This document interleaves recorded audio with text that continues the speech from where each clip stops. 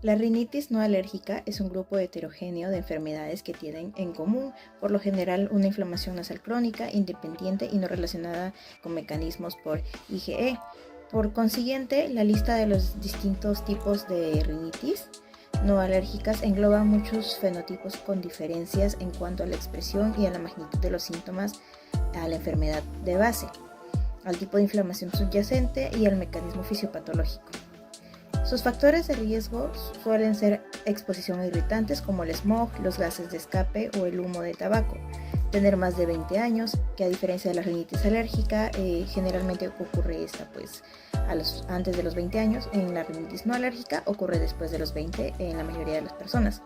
El uso prolongado de gotas o atomizadores nasales, descongestionantes, el uso de este tipo de medicamentos de venta libre como lo es el Afrin, el Distran, entre otros, durante más de unos pocos días en realidad puede causar una congestión nasal más grave que cuando aparece el efecto descongestionante. También tenemos como factor de riesgo el sexo femenino. Debido a los cambios hormonales, la congestión suele empeorar durante la menstruación y el embarazo. Exposición laboral a la emisión de gases, en algunos casos, se desencadena por la exposición o irritante transmitido por el aire del lugar de trabajo, con lo que llamamos rinitis ocupacional. Algunos de estos desencadenantes más frecuentes suelen ser los materiales de construcción, los solventes, otras sustancias químicas y otros gases provenientes de material orgánico en descomposición, como lo es la composta. Y otros problemas de salud también pueden ser un factor de riesgo, como varias enfermedades crónicas que pueden causar o empeorar la rinitis no alérgica, como lo es el hipotiroidismo, el síndrome de fatiga crónica y la diabetes. Dentro de la etiología de la rinitis no alérgica vamos a tener dos factores no conocidos. Uno de ellos va a ser la rinitis no alérgica idiopática y el síndrome de rinitis no alérgica con eosinofilia. Otro tipo de factores va a ser el conocido, dentro de los cuales va a estar la rinitis infecciosa, ocupacional no alérgica, por medicamentos, hormonal, que es mayormente en embarazadas, irritativa por alimentos, ¿no? Cuando uno consume alimentos calientes, por ejemplo, muy picantes, emocional, senil o del anciano, atrófica y también por ERGE, por reflujo gastroesofágico. De la clínica de la rinitis no alérgica vamos a poder encontrar estornudos, rinorrea, bastante también obstrucción, o en el caso de la rinorrea va a ser rinorrea posterior, anosmia en algunos casos, también en algunos casos conjuntivitis, asma. En el examen físico vamos a encontrar cierto nivel de edema en los cornetes, secreción mucosa, y la mucosa nasal la podemos encontrar a veces pálida o a veces acuosa. Los pólipos los vamos a encontrar hiperémicos, y en citología nasal podemos, dependiendo de la etiología, podemos o no podemos encontrar eosinófilos. Hola a todos, hoy hablaremos de la fisiopatología de la rinitis no alérgica, un tema interesante el cual abordaremos a continuación. La rinitis no alérgica afecta a un gran número de personas. Sin embargo, sus causas no son tan conocidas como la de la rinitis alérgica.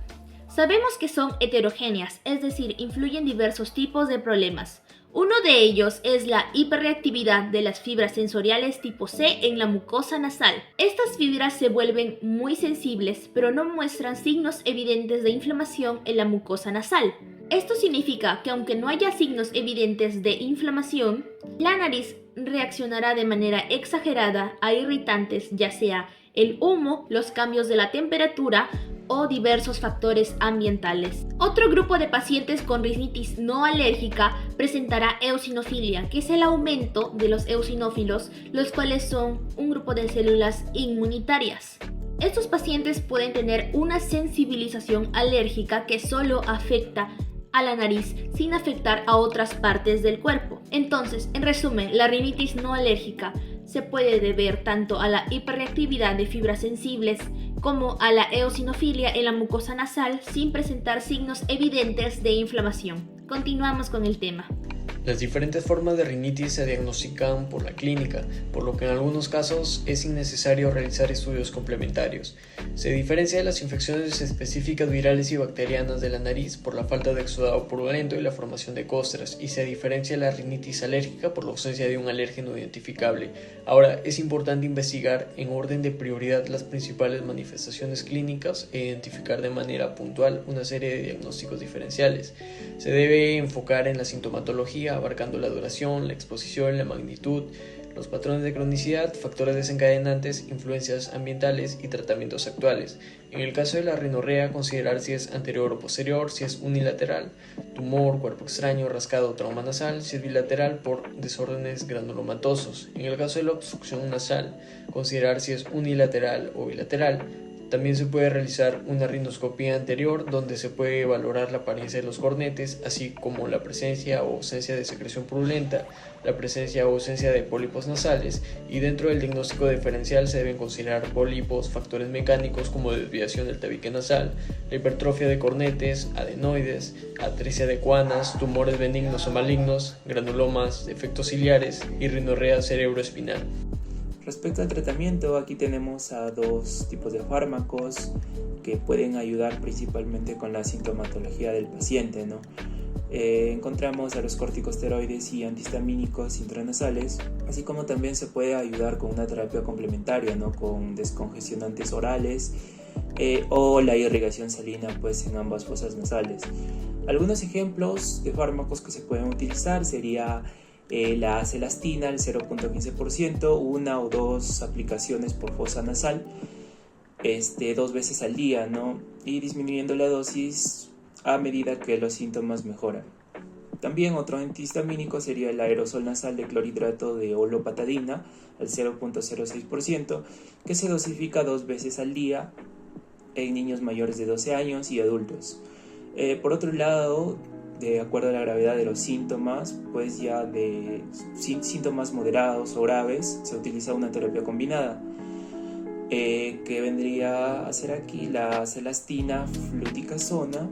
La dosis es de una aplicación por fosa nasal 2 veces al día, y otra combinación que se puede utilizar, ¿no? La olopatadina mometasona. La dosis es de 2 pulverizaciones por fosa nasal 2 veces al día, ¿no? Es muy importante aquí el seguimiento del paciente.